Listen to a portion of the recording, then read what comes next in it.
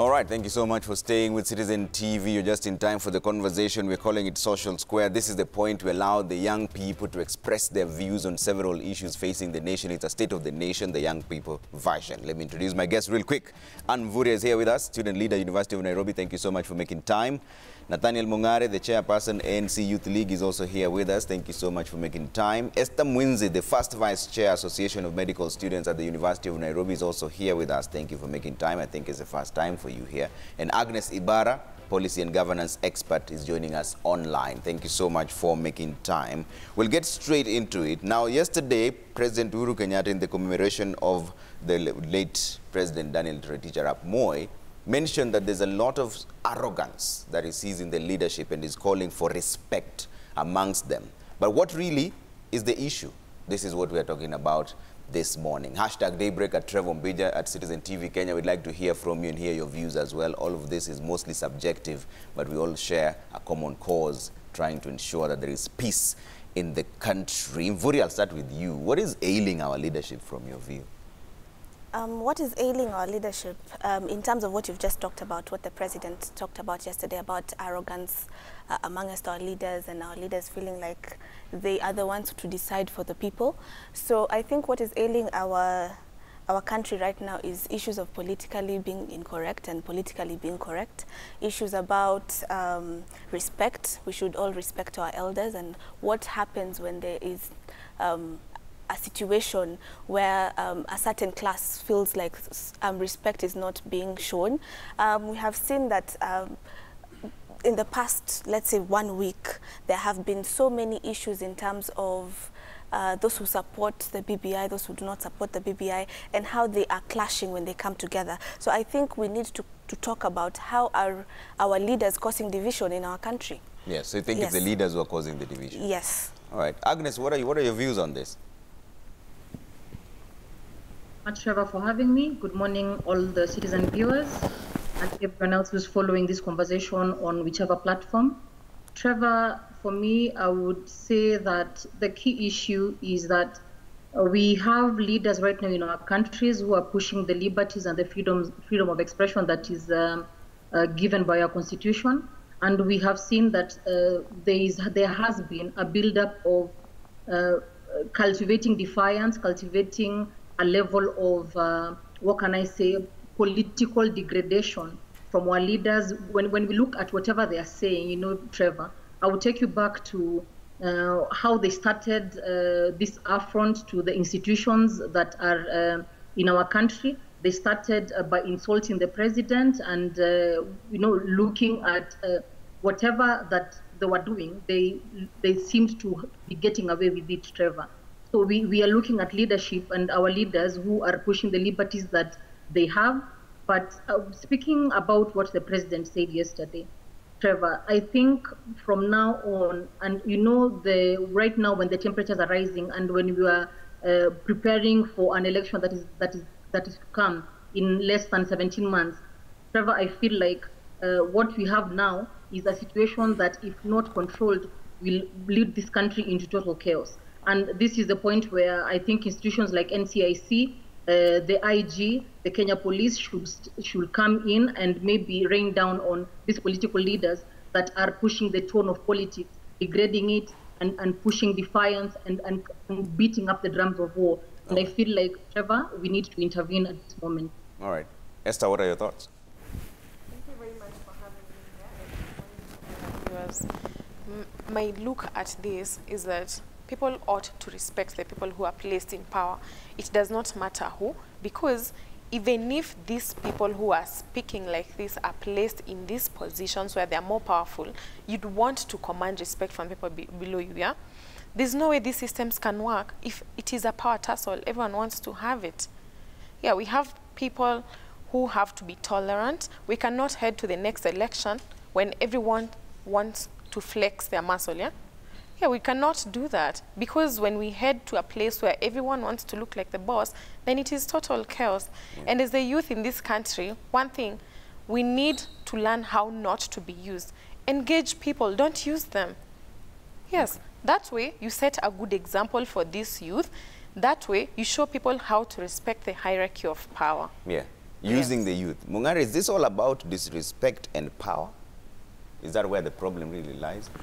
Trevor, I think the principal purpose why we have established political systems in this country, and if you look at Chapter 7 of the Constitution, which clearly enumerates the representation of the people, and therein it says there shall be parliament, there shall be judiciary, there shall be the executive arm, and all these arms are separated by the principle of separation of powers. The reason why Kenyans donated a section of their powers to the various organs of leadership that I've just mentioned is because they want service delivery to be exercised upon them. This service delivery is what Kenyans are earning, and that's why Kenyans donated that section of their powers. They never donated a full section of their powers. That's why Article 1 of the Constitution says Kenyans may exercise their sovereign power either directly or indirectly. Yeah. And these are things that witnessed even during 2017 elections, that Kenyans wanted to go and swear in Raila Amolo Odinga as the people's president because they thought they still maintain a section of the powers, the larger part of their powers. So now, what is ailing the Kenyan leadership is lack of focus on the priorities for the common man, the poor masses of our people. That is what is ailing the leadership of this country. We have seen systems and administrations come in and make promises to the Kenyan people. These promises are not honored, and Kenyans feel that they are disengaged with their leadership. So, Trevor, if you look at all these political players, irrespective of who the name is, they have made promises at one point or the other, and the political system has broken down irreparably to an extent whereby Kenyans don't trust their political leaders. They are yearning for a change. And I think young leaders who are here today, and many who are watching us, must now take up the mantle. There must be a clarion call for a generational takeover of leadership of this country. If we don't do that, and if you look at things how they are going on, you're looking at the president and his deputy. They came as the dynamic duo in 2013 elections. So this dynamic duo made promises. We now saw that there is this change of young leaders who are coming in to bring change. In fact, talk was rife in the country and the countryside, that now we have a president who is a son to the founding president, and they are not going to engage in a lot of bad things in government. And people had hope. In 2003, when Kibaki came into power, there was Kenyans were ranked as the most happy people in the world. So people had this hope that their struggles are going to be lessened, their burdens. And when we launched even things like the Vision 2030, the hopes and the struggles of the people were dashed immediately after the 2007 elections because of some of these things. So, Trevor, there is a total degeneration in the system of leadership in this country that requires people back to go, young leaders like us, to take up the clarion call and say we need a generational takeover. Okay. Do you agree, Anne? Can we actually pull off a generational takeover while it's the same youth who are used by the same politician? It has to be an uprising. We as the youth have to come together and stick together and say, as the youth, because we are the majority, if we do decide that we are now going to support one of our own, we're going to support leaders like the ones who are here today, then we would see a difference because they would come with different ideas and ideologies. But my friend Nathaniel has talked about the issue about lack of focus of priority. I think Kenya right now has lacked focus of priorities, and the leaders in government have also lacked focus in priorities. There was a time when we were discussing about the issue of corona and how we would have people the ones who had lost their economic our country has really degraded in terms of the economy. So we were thinking of how to rebuild our economy. That is not something that we're talking about anymore. So those are some of the things that really ail the youth. The youth were really affected when most of them lost their jobs. But now we have lost focus, and there is no priority in thinking of that youth who has lost their job, those youth who are required to go back to school, or those youth who are required to undertake some kind of job hunting, but there are no jobs being offered. What happens to them? So we need to, as a youth collectively, come together and say our priorities first, and we can actually do a takeover. He talked about setting a good example. Our leaders need to set a good example to the rest of Kenyans, because a lot of people emulate these leaders. Whatever these leaders talk about in Harambes or in any group that they talk to. Yeah. People listen, people look at them. Therefore, when our leaders are not behaving in the right manner, then what do they expect? We will continue seeing issues happening like what we saw in Burma and what we saw in Githurai, because our leaders themselves are not taking priority to set the right example. Okay. Agnes, how come it's so easy to forgive the leaders who cut out of line, so to speak, and always it's branded as a divergence in opinion rather than just simple bad manners? Trevor, I think you've asked a psychological problem that would basically explain the intrinsic nature of human beings. As a human being, Trevor, I think we are attracted to flaws, and I think the electorate likes electing and likes associating with notoriety. And I think with the Kenyan leaders, I think they have pushed this element of human psychology and the need for human beings to identify with people who are flawed like themselves. I would likely elect someone who is struggling with a thing or two because, Trevor, I feel like they're more human. I would likely associate with someone who has misbehaved in the past out of sympathy.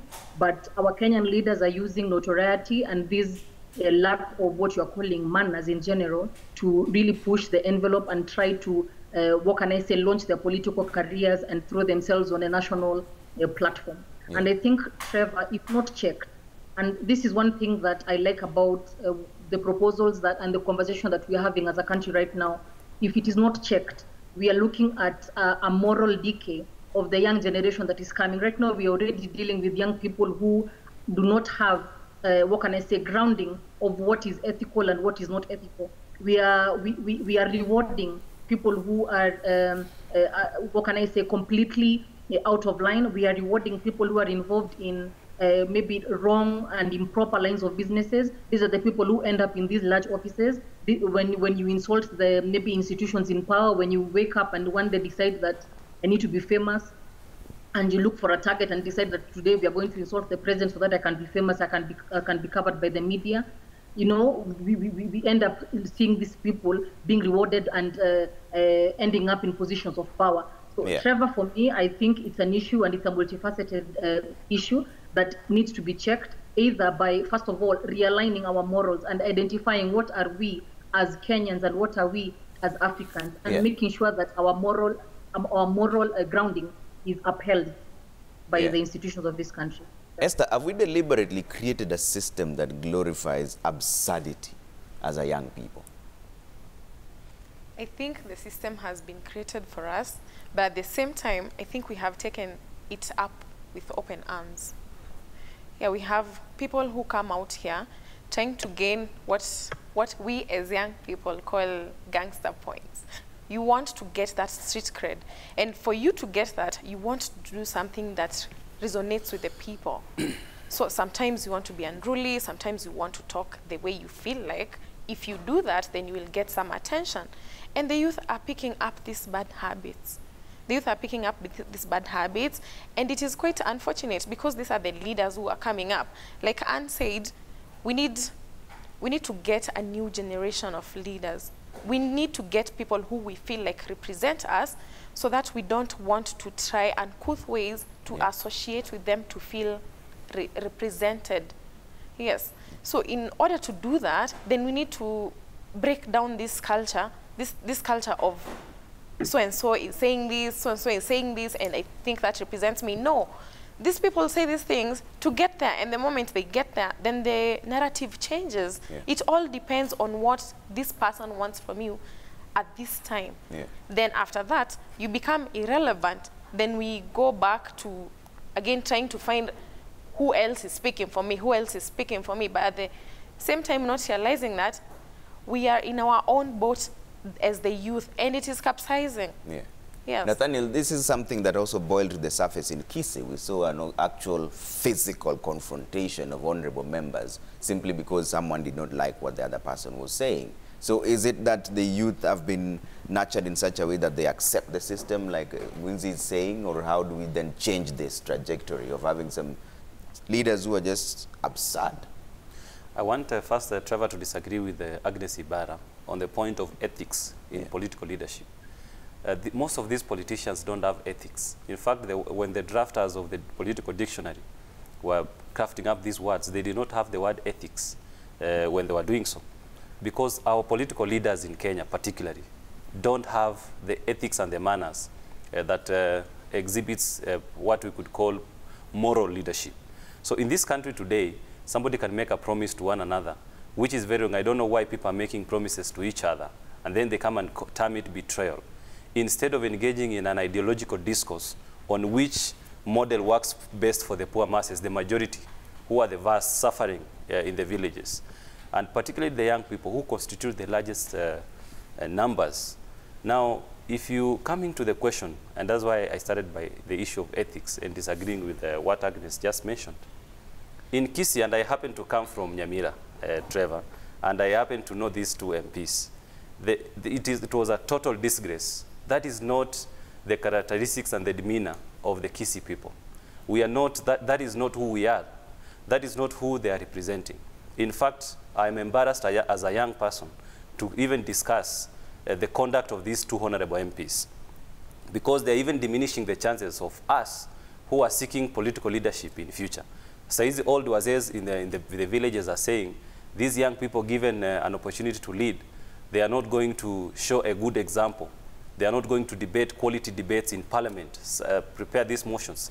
If you look at the thorny issues affecting the Kisii people right now, it is the issue of the tea bonuses. Yeah. There is a huge disparity in the tea bonuses. The Kisii farmers are paid 18 shillings per kilo. Sometimes it goes up to 15 shillings per kilo a year. And if you look at farmers from other regions, they are paid 35 shillings per kilo, like Central Kenya. So if you look at the disparities and what you expect a young leader who has struggled, in fact, Silvanus Osoro is an orphan. I don't know why he is not taking these bills to Parliament instead of engaging in a physical confrontation. On the other side, Simba Arati, who was making a very wrong statement, a dangerous statement that can incite war for our people wherever they are living. He was saying that the deputy president should apologize for allegedly being part of the murdering the Kisii people who are living in Kalenjin land. The deputy president has not been found guilty on these particular statements that Simba Arati was making.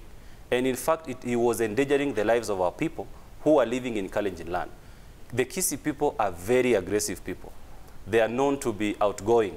They are all over in this country. If you go to any part of this country, you'll find the Kisii people. So when Simba Arati makes such a statement on record, what does he expect the Kisiis who are working in James Finlay's in Kericho to live? Yeah.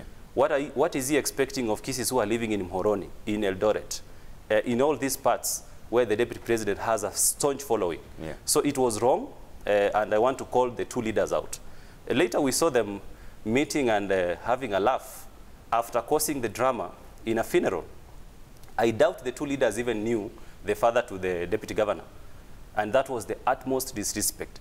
And I think I want to take this opportunity to apologize to the Kenyan people on their behalf, because that is not who the Kisii people are, okay. And that is not how young people should behave, okay. In leadership. And finally, Trevor, if you look at the critical component of IEBC, one of their major functions, if you look at the entire electoral cycle for IEBC, one of the critical components that IEBC should be engaging in is civic education. Yeah. But anytime IEBC is asking for a budget on civic education, so that throughout the electoral cycle, they educate the masses of the people on how to elect good leaders, yeah. And who is a characteristic of a good leader.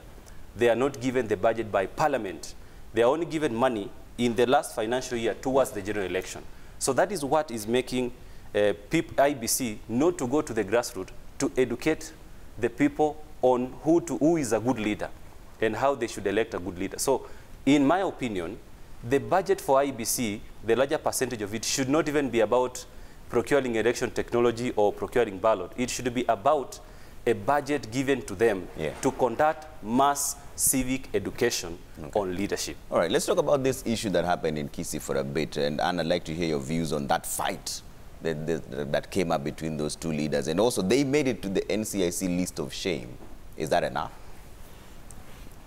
In my opinion, I think that these leaders were making those comments so that they could be politically correct, because in Kenya being politically correct is not a term that is set. It's usually very fluid depending on how the situation is. So they wanted to probably please their masters, if I could say so. They wanted to make comments that would probably make whomever they were trying to please see that they can be the attack dogs, if I could say that.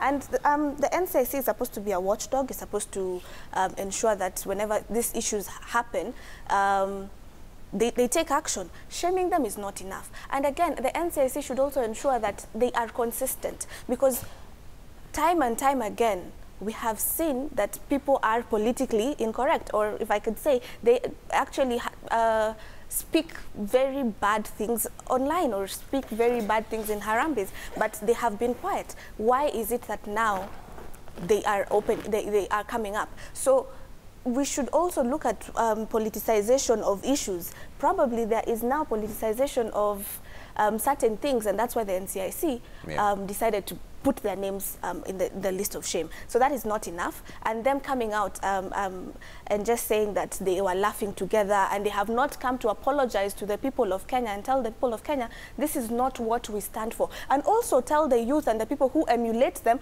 that do not follow the footsteps that we have shown, that if you disagree with your partner, if you are in a marketplace and the person who's seated next to you doesn't speak the same rhetoric that you are trying to say, that now you are allowed to throw a punch. That is not how leaders should behave. That is not how people should emulate them. And they should come out clearly and ask the people of Kenya for forgiveness. Yeah.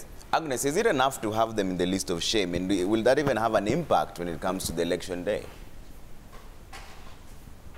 Trevor, I think I would begin by saying that for me, the Kisii incident represented what happens. It was a perfect example of what happens to young people. And for me, it was a clear picture of how young people are used for political expediency. And you think that being an elected member, that you would act different than the normal youth on the ground. But we saw both Simba Arati and Mheshimiwa Osoro pick up a fight against each other, because both of them were representing two different narratives, and they were, what can I say, defending their political leaders. One is aligned to, one is an ODM elected leader, and the other one, Mheshimiwa Osoro, is aligned to the deputy president. And you see, Trevor, you know, this is a clear picture, and it is proof that young people are used to fight for other political leaders or political personalities. And I think for me, having been listed as in the list of shame as NCIC, when I listened to Chair Kobia, you know, he talked about a 3-strike system that will make sure that people who are misbehaving, people who are inciting, people who are insulting other people on public platforms would not be elected after 3 times being listed in the list of shame. I think that is a good start. But for me, Trevor, when you look at the Kenyan law, specifically Section 95 of the Penal Code, it says that any person involved in any physical altercation or any person who is involved in any form of public disturbance should be proffered with charges of public disturbance and have to serve 6 months jail sentence. And I think this is where I say that if we do not have a deterrence from our culture or our ethics or our morals, like what Nathaniel is saying, because I feel like anywhere globally, when the deterrence is not culture, the deterrence has to be law. We have seen it work perfectly in the United States of America, where people, if you're not cultured well, if Mheshimiwa Osoro is not cultured, if Mheshimiwa Arati is not cultured, you know, there are things you cannot say in front of people or in the public, because definitely they are improper or outright unlawful. So if you are not deterred from a personal conviction that this is not what I should be talking about, or this is not how I should behave, then the law should step in. And for this particular purpose, we have a penal code that governs issues when it comes to a public, what can I say, public disturbance and the way you carry yourself as a citizen. And I think this is where the Kenya police should strike and have and profile these charges to both Simba Arati and Mheshimiwa Osoro, because if we let this go on, you know, right now, Mheshimiwa Arati is a part of popular culture. We've been seeing memes coming out in droves congratulating him on how he beat up another person. And you know, when he's being celebrated on the internet and young people are celebrating that this person is good with taekwondo and this person can beat up this person very well, this is not what you want to see. This we're talking about the moral degradation that is further decaying in our society, and this is not what we want to be the perfect picture presenting us, Trevor. Okay. And you want to jump Just back? to add on what she has said, Yeah. I want us as Kenyans and also as youth to also think about this issue. Are we in Kenya now having justice that is politicized? And are we in Kenya now having selective rule of law? That the rule of law applies to certain people at certain times and the rule of law does not apply to certain people at certain times. And when you are politically incorrect, that's when justice shows its full hand on you. So is that a question that the people of Kenya need to think about? Yes, because if truly that the rule of law and justice is applied in Kenya, these people would have been charged by now. But why are they not being charged? Probably because of the people they know. Oh, okay. And I think also, Trevor, we must agree to the fact that in Kenya we have two sets of judicial systems. We have the first set of the judicial system, which is for the poor, and the other is for the rich. If you're a poor person, you will get the judicial system will rush the process and you'll find yourself in jail, even if you've stolen a pen. But for the judicial set, the other set of the system is for the rich and the political class. The people like Simba Arati and Silvana Zosoro, you can be sure that they will overpower NCIC. Even if their names find their way into the list of shame, they will still be on the ballot in 2022 because, as it was alluded to earlier, these people were showcasing their might to their master. It is a case of the proverbial dog that when it sees the master, it starts wagging the tail. I don't know whether, Trevor, you have a dog in the house. Once you go to the house, I'm not a pets person. You need to get a dog. When you go to the house and your dog sees you, it starts wagging the tail. That was a classical example. And it shows how democracy can be undermined. 57 years down the line, we are trying to perfect and mature our democracy. We are trying to perfect the systems of leadership in this country. We are failing. That's what Agnes has alluded to in terms of the BBI. BBI is coming in to bring some governance reforms and to try to better our political hygiene. You can never legislate political hygiene, even if you put it in the law and say you cannot engage in this conduct. Politicians will go to parliament and amend the very same laws. We always see what is happening towards the general election. Like 2017, the Elections Act, or rather the election laws, were amended several times towards the general election, 6 months to the general elections. Parliament is still amending the election laws. Why? To favor the political class. It is giving IBC a difficult job to even prepare for these elections. So you can never legislate. And I want to just say the political manners and hygiene can never be legislated unless we just develop a culture and a tradition in this country that we want to mature our democracy and disagree on the basis of ideologies. Then we are going to set a very bad example to the young people who are watching us. It's like we are normalizing violence, and it is part of politics. Finally, Trevor, on this subject, we can even borrow what is happening with mature institutions. You've seen what is happening in the United States of America. There was an insurrection in the Capitol Hill. And this Trumpism and the Sonkoism is what is now becoming the normal in politics, that violence is part of politics. And you saw what US did. They impeached, they're in the process of impeaching Trump again, even if he's out of office. Why did they take the step of impeaching Trump when he is out of office? Because they want to set a precedent. They didn't want the insurrection at the US Capitol to set a bad precedent for the US politics. So I think this is a very same example where we should adopt. That once these leaders are engaging in this kind of decay, then there should be a precedent set that in future no other person engages in that. But Mwinzi, isn't this where the problem really is? Because Anne actually alluded to it, that there are different sets of laws, and Nathaniel has also mentioned it. But now, when we talk about NCIC being consistent, we always galvanize around our people when it's their time, when the chickens come home to roost to them. For example, before Sonko was a governor, everyone was on his side. But now that apparently he's supporting the other team, there seems to be issues that are coming up. These issues were always there. So is this an issue of institutional failure or individual failures? I think these are issues that cut across. If you think about it, the things former Governor Sonko is accused of did not happen yesterday. So you come to think about it. All these people who are all close on him. Where were they at that time? If really it is just, you know, justice delayed is justice denied. It does not matter how much further into the future you do it. If you don't do it on time, it's like you have not done it at all. You see what happened in Kisii? In all honesty, the same thing should be happening to them as is happening to former Governor Sonko. But that is not happening.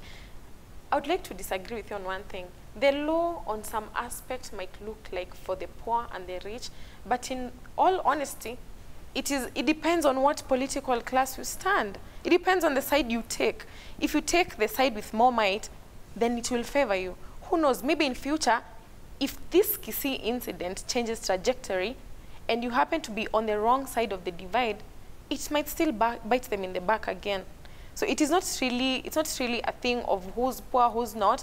It is just where you stand at, and at what time. And the problem with that is, if things change, if you're supporting things which are detrimental to Kenyans, you are one of those Kenyans, and you are not going to stay in your position for so long. Yeah. The moment you change the position where you stand, the same things you pushed, they will come and bite you in the back. Yeah.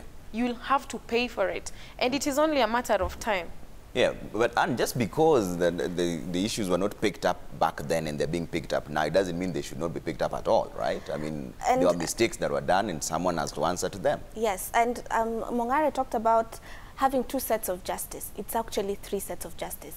The ones for the poor, because the people who are not ordinary citizens don't get the same treatment as those in the political class. Those in the second group is those in the political class who are aligned to what I would call the deep state or the regime of the day. And then there are those who are not aligned to the regime of the day or question what is happening. Those who question what is happening are having a harder time. We are seeing in Kenya that we have politicization of justice.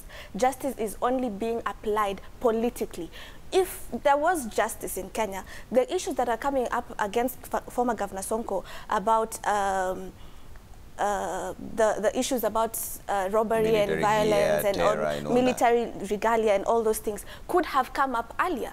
When the Jubilee government was campaigning for the second time, we saw women who were aligned to the Jubilee government wear military regalia as aware that they're going to fight. So why have they not been charged with actually issues of terrorism? And they're talking about having hand signals and doing things like that. If I scratch my nose right now and Mongare scratches his nose right now, are we communicating, and are we in a terrorist group that is communicating using signals and using such things? So that's why in Kenya I'm saying right now that we have politicization of justice, and the judiciary should actually do its job. There's supposed to be separation of powers, whereby the judiciary is impartial and should not be used to advance any person's agenda. And even the papers today talk about him being denied bail. Bail is a right that is a right that everyone should have. And when the magistrate declined to give someone bail and continue to push it further and further and further, is it because that they're waiting for a call from somewhere to tell them, now you can release this person, now you can give bail, and bail should be set for this amount of money? In Kenya, we should have justice that is impartial. The judiciary should be impartial. The magistrate should act without undue influence from anyone. And Kenya should have no institutional failure. She's talked about institutional failure. We are having institutional failures in Kenya because justice is being applied in Kenya selectively. Okay. Agnes, just because there's been a delay doesn't mean someone shouldn't answer, right? Definitely, Trevor. I think being charged of a crime 5 years after the fact does not invalidate that you committed that crime. So there is no way that we can say that the charges that are being proffered on Mike Sonko right now are invalid. They are invalid, or they shouldn't have been proffered on him. And you know, for me, when I look at Mike Mbuvi Sonko, we've seen a person who had been errant, who has confessed to these deviances, who has gone on the public platform and confessed to issues that are of very high magnitude, Trevor. And I feel like, you know, we should not start lying now and start saying that the issue of justice is being politicized. You know, Trevor, I think your studio has hosted Mike Movie Sonko. I think it was Jeff Koinange. And he went on air and confessed that he was a jailbird and confessed to not having served his whole entire term and confessed to all of these improprieties. So when we're talking about 2 years and we're talking about something that he did 3 years or 5 years or 10 years ago, it does not mean that if he is not charged at that particular time that he should never be charged.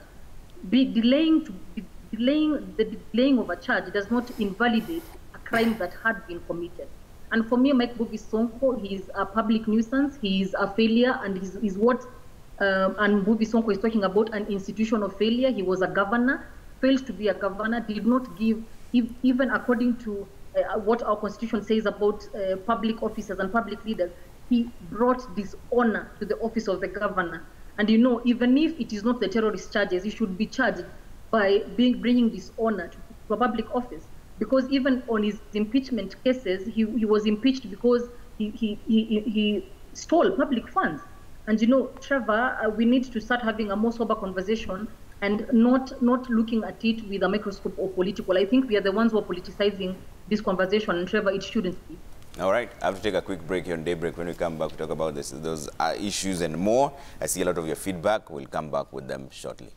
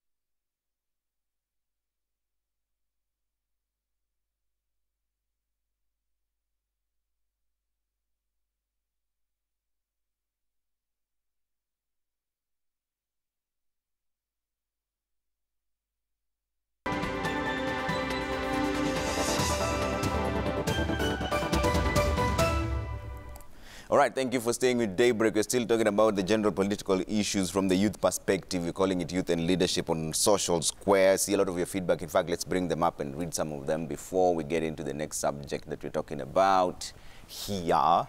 Bramwell Wabwire says, it's true, as my friend Nathaniel says, we need a generational check as youths. Youth should shift their mind from handouts and being equated as political gods of causing chaos and gangsterisms. Let's have such talks, all right? Jacob Abere Matlala Israel says, youth who have got an opportunity either in public space preach about civil education and what expected of them as a generation and never be used as hatchets for political class score, as we show in Githurai, Bama, and Matangas as well. Nation Kimemia says, why is it that youth have to view each other in terms of tribe every election cycle? Why do politicians remind us of our ethnic backgrounds every time we come close to an election? Yet these leaders do not care about their tribe when they are eating our resources.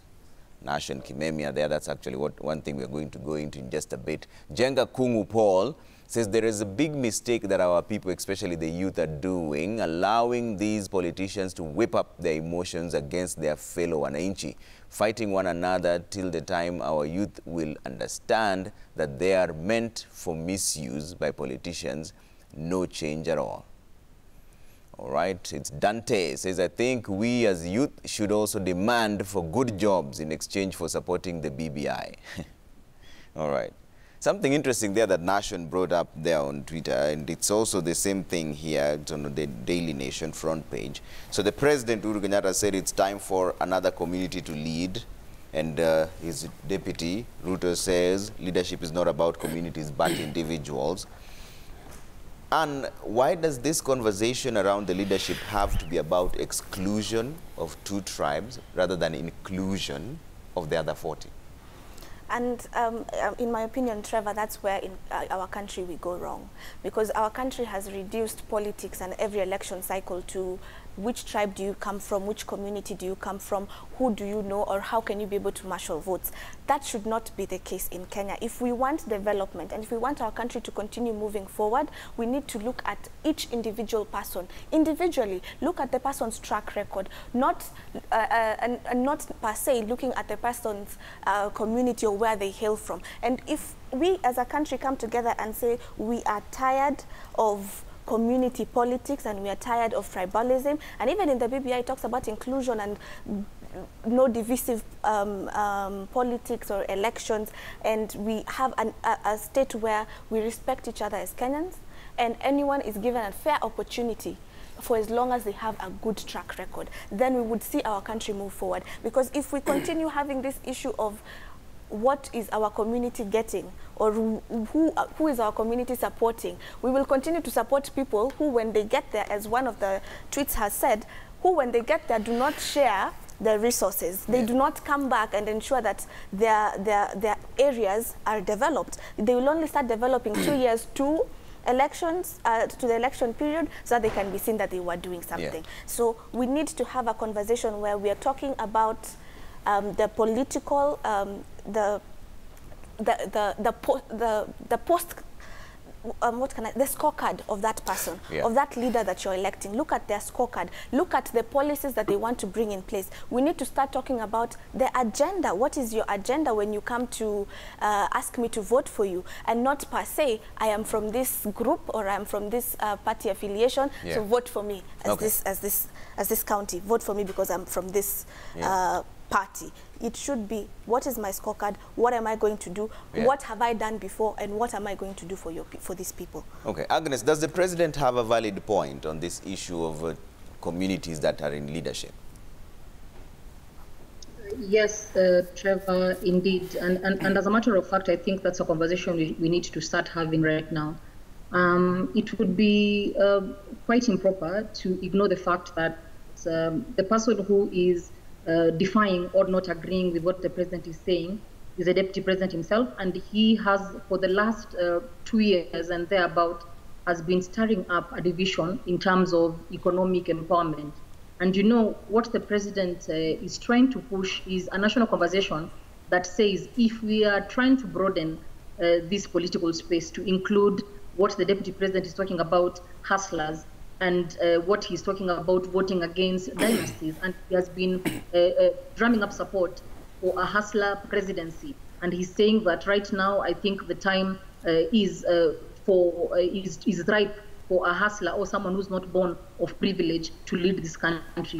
And that is why the president took the podium and started talking about having this discussion. If you are to introduce economic division, why not also include tribal division? And Trevor, I think this is where we go wrong as a country. We look at tribal conversation as something that is like discriminatory. And Trevor, I'd like to bring your attention to what a tribe is. You know, it's a subset of identification. You know, as an African right now, Trevor, I think your first mode of identification is your tribe. And when we talk about politics, and politics being a game of numbers, and the only way we can organize these numbers is through tribal groupings. There is nothing wrong with coming together as a tribe and saying that we need this and this done for our tribe. These are our interests, because you know these interests are diverse across all of our tribes. These are our interests, and we use our interests as some form of a bargaining chip to come into these political divisions, or when it comes to political bargaining. So, and Trevor, we should not maybe try to downgrade these conversations of tribes, and you know, it being where I associate, it being where I identify as a person, as an individual, to form political alienations. Yeah.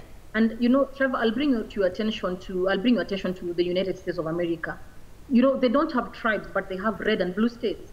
They identify as either Republican or Democrats. You know, we can talk about that being a subset of identification, if not tribe or political ideology, because it's a more developed system.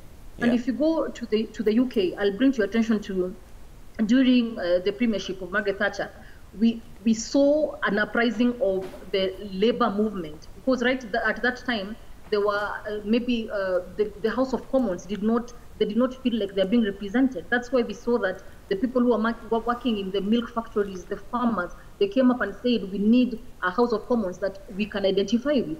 Identification is very key, and because you group where you identify. And when we talk about as Africans, how do we identify ourselves? We identify first as tribe.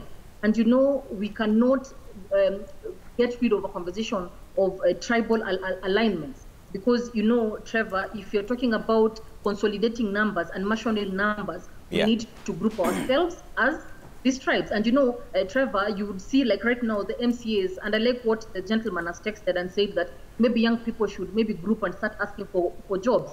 You know, young youth is also a demographic.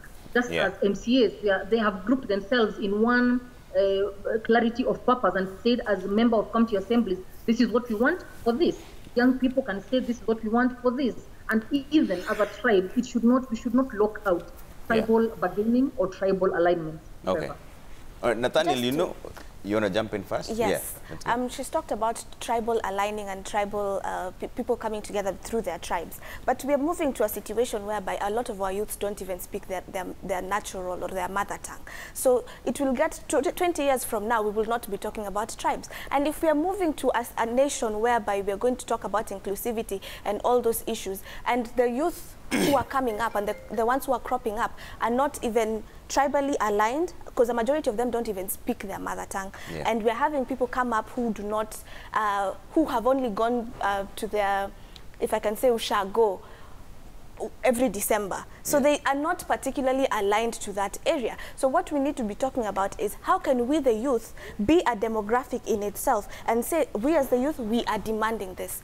That should be the topic, that should be what we're talking about, and not necessarily dividing us, the youth, in terms of tribes, because then the youths will be the ones to suffer. Okay. Esther, what do you make of this argument by the president? Because the truth of the matter is, in this country, there must be some tribal alliances. Doesn't necessarily mean alienations, alliances. There's no way you'll rise up to the top without having galvanized a few support from different regions. The region point is valid, but the tribe thing is a political scorecard. That is something they use. If you realize, from the time we had the last election, it has been an issue of the haves and the have-nots. When we had this COVID thing, this is the first time poor people have actually mattered, because they posed a risk to the rich people by transmitting this disease to them, yeah? So this thing of tribe, I like what Anne said. The youth are not very inclined to tribes and whatnot. These are things we are reminded when people want to put us in a block. People want to put us in a group, so they have to find one common thing. And the easiest thing for them to do is what? The tribe thing. I'll tell you for a fact, people might support a particular person because they come from their community, but the truth of the matter is, on the ground, they stay as poor as they were 5, 10 years ago. It does not change their lives. It does not change anything. It just changes the life of that person. So if it's an MP or any other person, for that matter, they'll make a tarmac road to their home. So you're lucky if that's your route. Yeah. But for every other person, the situation remains the same. So it's not really a tribe thing for us. Yeah. It is a tribe thing for them. And it is sad that the youth complain. All the time you find people in these so-called jobless corners, you sit down and complain and they analyze politics so deeply. But when it comes to campaigning, someone puts you in a bracket of tribe and you still buy it. They give you something. There is no sustainable plan to this. Someone gives you a pack for that day. That is the day they remember that you have children who need to eat. They bring you a sack of maize.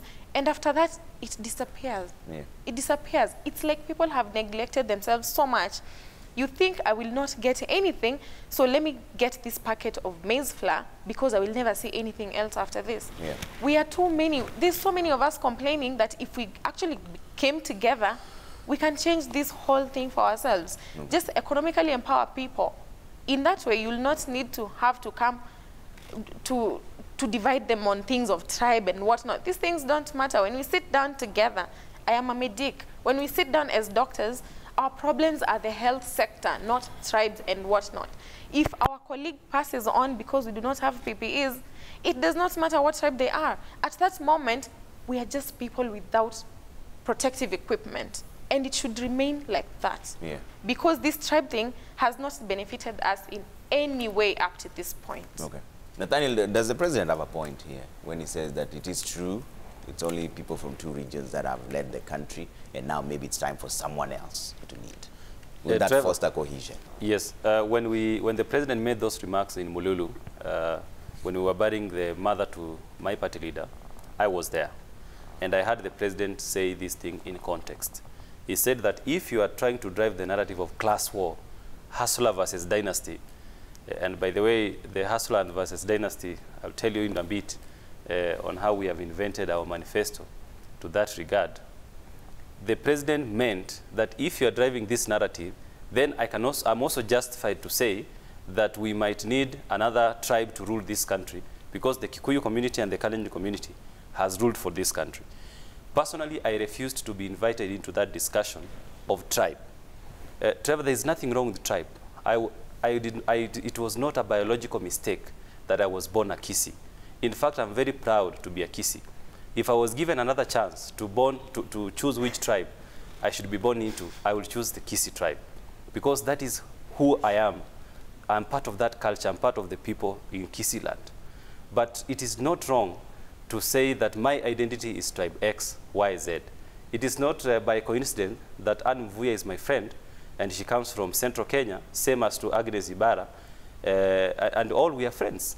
But the point where tribe becomes negative to national cohesion and national development goals is when it is negatively used to mobilize people against another set of tribes. That is what I refused to be invited into. Now, when the president is making these statements, he was responding to the hustler narrative. That is the whole point. He wanted to kill the hustler narrative by bringing the point of the tribes. But as a member of a political party, and today I'm here in my capacity as the spokesperson of the party, it is to the extent that we understand that Kikuyu community, as much as they have ruled, they also have numbers and they have votes. We need those votes. The Kalenjin community have ruled this country through their sons. Then we cannot say that we don't want their votes. from ANC party, we are going to look for votes from every corner of this country. And it doesn't invalidate the dreams of any person. For instance, Agnes Ibara and Anne Mvuya, they happen to come from the Kikuyu community. Do we have to say that because Jomo Kenyatta has been president and his son and Kibaki have been president and they come from that community, they should not get a chance of leading this country? I refuse to be invited into that discussion. You heard what one of our viewers said, Nahashon. He said that why do politicians have to remind us of our tribes towards every general election? Why not remind us of the promises they make and the issues, the scorecard, their track record they are going to put forward to the Kenyan people? Yeah. So this whole issue of rotational presidency is impractical. I will not be excited as a member of ANC party into that discussion just because my party leader comes from the Luhya community and the Luhyas have not ruled. I refuse to be invited into that discussion. Okay. So Trevor, the whole point on the rotational presidency is the feeling that the two tribes have dominated this country since independence for 57 years now, and we have not had a chance for another tribe to rule. But the bigger question I will ask, what has been ailing Kenyans in every election? It is the issue of electoral justice. We don't have electoral justice on the ballot. That Kenyans perceive the elections that their votes have not counted. Yeah. You saw what happened in 2017. The election of the president was nullified by the Supreme Court. We had to go for a repeat election. It is only that Raila Amolo Odinga, the former prime minister, did not want to participate when we in ANC told him now that we have the argument. We know that votes are always stolen. And then he refused to participate in those elections, and we felt very bad when we had pleaded with the court to give us another opportunity to showcase that we won the elections, that we were 10 million strong. Now, it is that perception of electoral injustice. And I think this is what sort of BBI is trying to cure through this all electoral violence and all this, the electoral injustice campaign. So, Trevor, the whole point about rotational presidency, if it were to happen, then BBI should have put it as a recommendation that probably one tribe cannot be president, prime minister, deputy president, just sort of to spread the power. But personally, as a young leader who is looking at politics in the future, we should start engaging in a discussion on a political system that is going to work for a plural society like ours. Okay. If you look at other jurisdictions, like most of the European countries, they have adopted a proportional representation system where people vote for political parties. And then political parties prepare a closed list before the elections. So when you go to the ballot, if there is a by-election, for instance, there is a by-election in Matungu right now, everybody who has an interest in Matungu, you go campaign for your party. Okay. So if your party wins, the first person on the list becomes the MP. So the party will submit a closed list of about 4 people. So if there's a by-election, the second person in the list becomes the MP. So these proportional representation systems are some of the systems we need to borrow. And I think BBI has mentioned this, if you look at the BBI report. But I don't know why they never recommended the system. It is working for South Africa. If you see what Akina Julius Malema and Akina Musi Maimane, what are doing to the ruling party, it is because they go and popularize their party. They campaign for the manifesto of their party. And then their parties will get a proportion of the seats in parliament. So if we get that kind of system, then even an El Mono, a Kisi, or the smallest tribe in this country, a Turkana, can fight his or her way up in the political party structures and become something in this country. All right. Winzy, you wanted to jump in? Trevor, can I join in, Trevor? Yeah, Agnes, hold on one second. Let's just hear from Esther, and then I'll come to you. There's something I'd like to weigh in on what you said, Nathaniel, as well as what the president said about the rotational leadership, the presidency.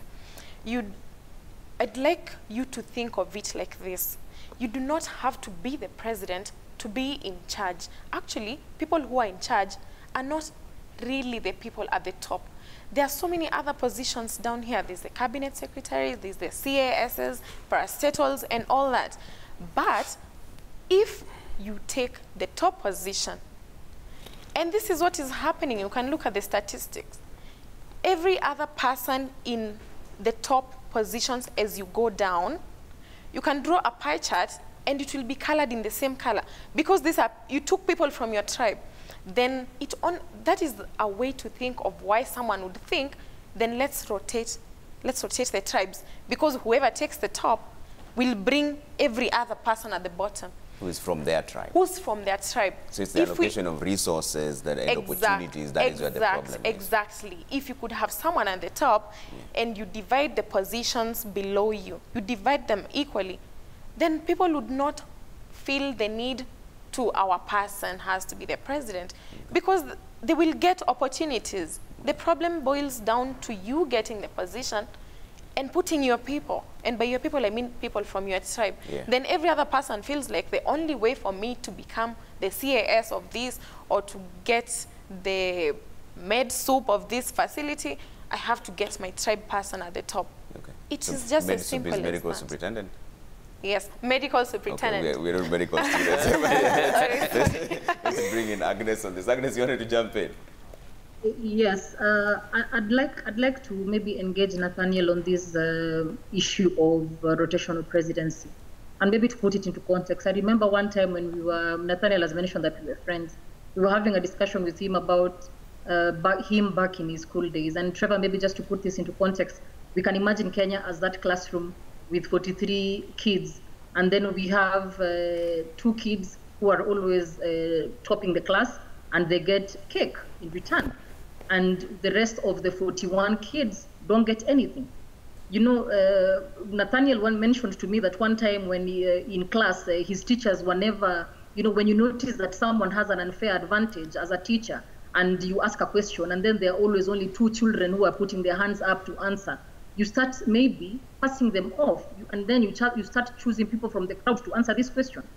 And you know, when there's only 2 kids who are eating this cake, they either end up bloated, fat, or bloated, arrogant.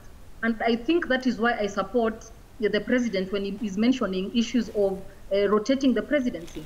We cannot have 2 tribes that have an unfair advantage or an advantage when it comes to numbers every time. So it means that no other tribe would ever come to the highest office. And I think, Trevor, we can bring it closer home and say that Tanzania has been able to do it very well. We see a rotation where they get a president from either the mainland or the island.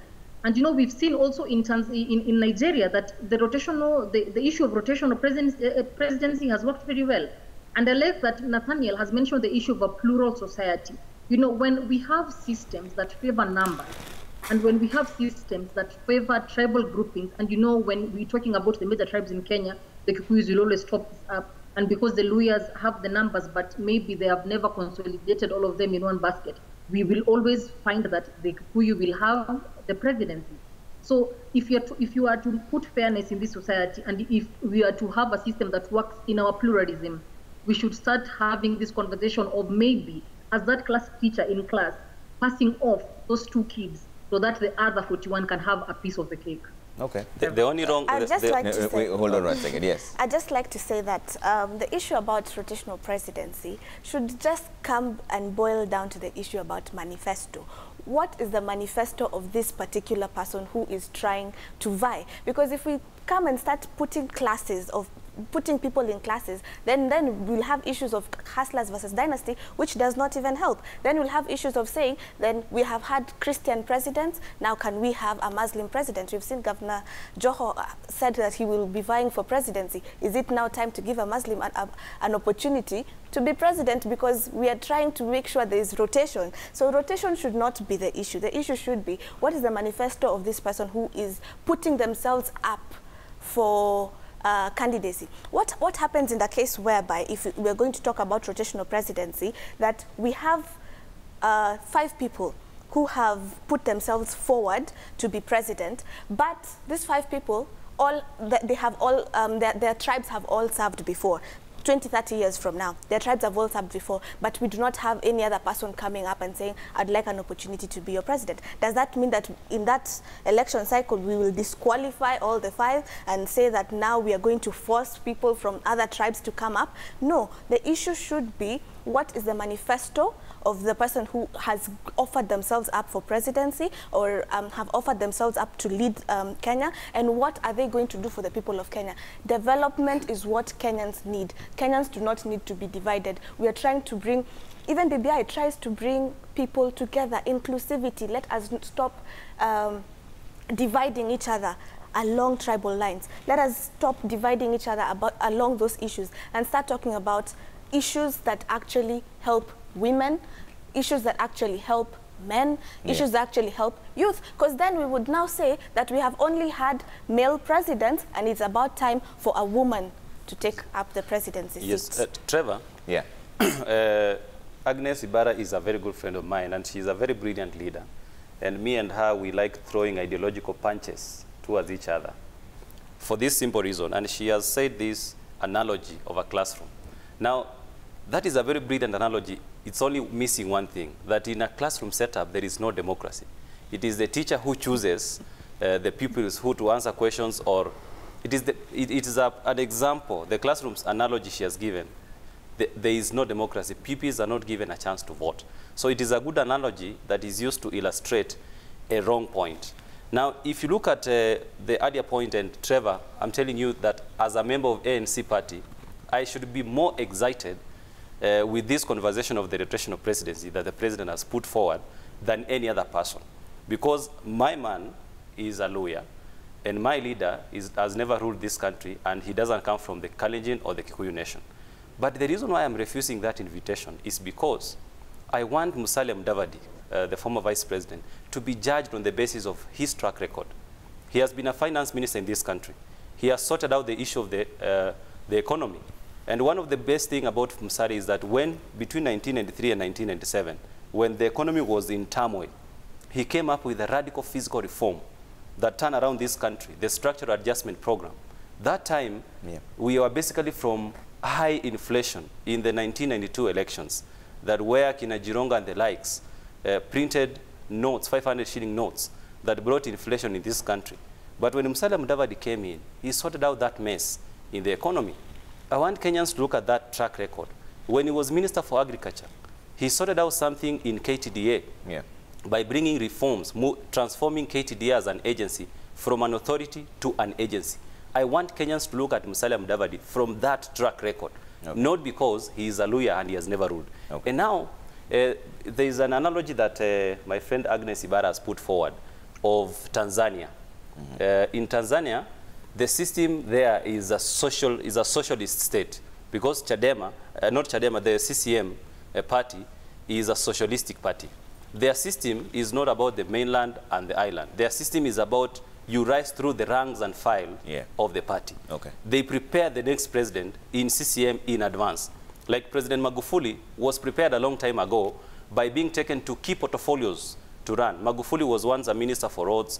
He was once a minister of finance. So they have rotated Magufuli because the party is mentoring their next generation of leaders.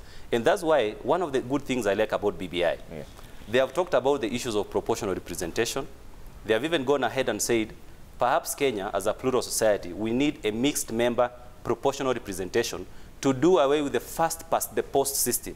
So if we were to adopt a good system, we will have done away with the issues of rotational presidency and give everybody a fair shot to be anything they want. All right. Mwinzi, I want you to come into this because you know the analogy that Agnes is bringing up is very interesting, because then essentially what we're saying is that if these two tribes have been leading for some time, it's time to give the other 40 a chance. It means that for the other first two to ever lead again, it would have to take at least 400 years. Yes. Because a presidency goes for 10 years at least, right? Yes. Is that even feasible? Is it even realistic? Theoretically, maybe. But practically, I'll give you an example. As women, and you might agree with me, sometimes you go for positions and there's a lot of resistance. People feel like, no, being a woman should not be the qualification to get this. You have to bring something to the table. So the same question I would ask, does tribe have to be a qualification? Can't we not look at the track record of people? You know, we want development. And to be realistic, however theoretically this is enticing, you also have to agree with me on the fact that the people who've held these positions of power have had the most development where they come from. The rest of us, we get a 2-kilometer tarmac road 2 years to the election, which probably, you know, depending on the speed, it may or may never end. The sand might be poured and it will be constructed in the next 5 years. That happens. So we have this feeling of we have to get our person over there. it's not a good thing to think about, but that might be actually the way that will work for us. Okay. Because for some of us, that might be the saving grace. But at the same time, you have to agree with me from the way some leaders have been conducting themselves. Even if you put these people here and you give them 2 terms and the next 2 terms in another position, it will never come. So as much as that is an issue, let us look at what someone can do. Let us look at the track record. Yeah. What have you done? What have you been able to do? Okay. Then together with that, then we can balance the issue of tribes as well. All right. Yeah, people need to be represented, yeah? Okay. Let me take your feedback coming through here. There's a lot of it. I'm trying to squeeze in as many as we can so that I take final remarks from my guests here as we close on this discussion. Timothy Mudeki says Tanzania has more than 120 tribes, but rarely do we have anyone mention them or have any interest or divisions in such. Why Kenya always youth have no tribe? Hustlers too don't. Okay. Engineer Lazaro Kanyambok, we can't run away from the truth. Kenya has never tasted leadership from outside Mount Kenya and Rift Valley since independence. The president is right. Okay? Frederick Okango says, while rotational presidency seems to be a solution to our ethnically mobilized politics, the Constitution of Kenya 2010 already provides for a principle of regional and ethnic diversity of the people of Kenya in all public positions available. The Nyadidas says nothing can be more important than organizing. If Kenyan youth want to change their condition and position and realize freedoms, youth must organize and stop agonizing. All right. Msafiri K says Nyamira County has a future leader. This young Turk is sharp. Nathaniel Mungare, you're a future political shining star. Ni watu wako wa kura wameanza kuja. Now starting to mobilize people here. Let me take quick closing remarks, starting with Agnes. Agnes, closing remarks from you. Oh my gosh, sorry, Trevor. You know, it's interesting that I see the power that Nathaniel holds of mobilization. He has already mobilized his online. But Trevor, I think for me to close it off, I believe that I like that whenever we're having these youth conversations, that when you listen to young leaders, they have this zeal and commitment to their country. And I think, Trevor, we need to nurture our young people, maybe not to serve other leaders, but to serve the state. Okay. And you know, this is why I support my government and I support President Uhuru Kenyatta, because not just because it is an ethical or moral decision for me, but because biblically we are meant to support the administration that is in power. Okay. And I believe that when we come together and try to nurture young people into maybe towing the line and serving their country, we would not have elements of defiance, elements of maybe, what can I say, when our young people have given up hope. And I think we need to come together and form a patriotic unit as young people. Okay. Thank you, Trevor. Anne, very briefly. I think as youth, we need to define and have structures in place that ensure that whatever will benefit the youth is actually on the table. We've always said the youth need to be on the table. I believe that now they are on the table. We even saw in Sagana the president had a meeting with the youth. So it's good that he's taking initiative. But that is not enough. The youth need to ensure that the things that they're fighting for are actually things that will actually happen. And the issue about respect and arrogance in our country and divisive politics, we need to go from that area. We should not go back to divisive politics. We should have an inclusion. We should have inclusivity. We should have politics that is sober and politics that actually talks about what you're doing for the people, the manifesto, your agenda, your track record, and that will see our country moving forward and development will actually take place. So the youth should, when it comes time to actually making decisions that affect their lives, they should ensure that those are the things that they're looking for and not innuendos. Okay. Dr. Mwinzi, how far along are you from becoming a full-blown doctor, by the way? In September, I'll be a doctor. Okay. Go ahead. Final remarks. Yes. I'd like to urge my fellow youth to take up our correct position in the society. If we were not a driving force, we would not be a topic of discussion. So this should just show us how important we are. We are so many. If we stopped complaining and actually started thinking about ourselves and making decisions while putting ourselves first, we can make actual change. We need not have a minority in this society pushing us to the wall. We can make these decisions. We just have to stick to them, stop complaining in our small groups, and make decisions. Take up the place. Don't let anybody use you. Yeah, take up your position in this society without fear. All right. Mongare, finally, in which position are you running for, by the way? I'm thinking about a member of parliament, North Mugirango, but we will have that discussion. North Mugirango, that is in Nyamira County. Yes. But we will have that discussion with my electorates when you go back home. You've seen Msafiri K has started urging me on, and I will hit the call very soon. Okay. And now, Trevor, I like the discussion we are having here today because it calls us young leaders to rise up. If you look at the Railas, the Mudavadis, the Rutos of this country, the Kalonzos, all of them have had their chance to dance at the stage. And in the next 10 years or so, most of them will be exiting and actualizing their political lives. So it is an opportunity for us. So the first thing I will urge young people, because Kenyan politics is structured along political parties, is the first thing that you need to join a political party that represents your ideals. That is the first thing, because we have to recognize that fact, that our politics is structured along political parties. It is unlike Southern Sudan, where their politics is structured along who can marshal the highest number of military troops. So that we have to recognize. Then secondly, once we join these parties as young leaders, then we need to create a platform of comparing notes and reaching out to each other across the divide. At some point, we will be forming these political coalitions. And young leaders, I'll be very happy to see Anne and Agnes and Mwinzi in several political parties, but we are coming together on common points on issues affecting the people of Kenya. So going into the future, I like the hope and the enthusiasm that we are espousing this morning. So young people who are out there should not despair. Their daily hopes and struggles will manifest soon. Okay. Thank you so much for making time this morning. I see there's some quick feedback here, but I'd like to thank Nathaniel Mongare, Chairperson, NC Youth League, Esther Mwinzi, Vice Chair, Association of Medical Students, UON, Agnes Ibarra, Policy and Governance Expert, and Anne Vuria, Student Leader, University of Nairobi. That's Nathaniel's phone is already being called by his electorate. Let's see, Aisha Kelly here says, nope, the systematic problem is lack of patriotism and the worst true leaders.